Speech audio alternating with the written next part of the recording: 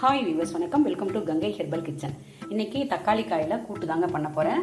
ஒரு 1/2 கிலோ தக்காளி இருக்கும், காயாக எடுத்து நறுக்கி வச்சுருக்கேன்.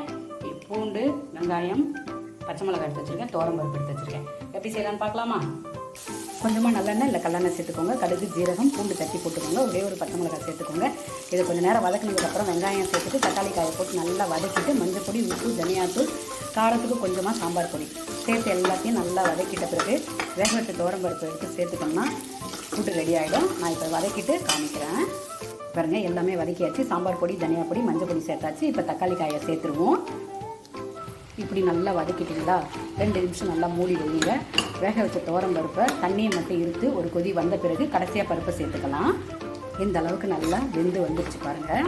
இப்போ வேக வச்ச தண்ணி பருப்பு எடுத்து ஊற்றிக்கலாம். இந்த மாதிரி நல்லா கொதிக்குதா, கொதிச்ச பிறகு நம்ம வேக வச்ச துவரம்பருப்பை ஊற்றிடலாம். இந்த மாதிரி கொதிச்ச பிறகு மூடிடுங்க. கருவேப்பிலை, கொத்தமல்லி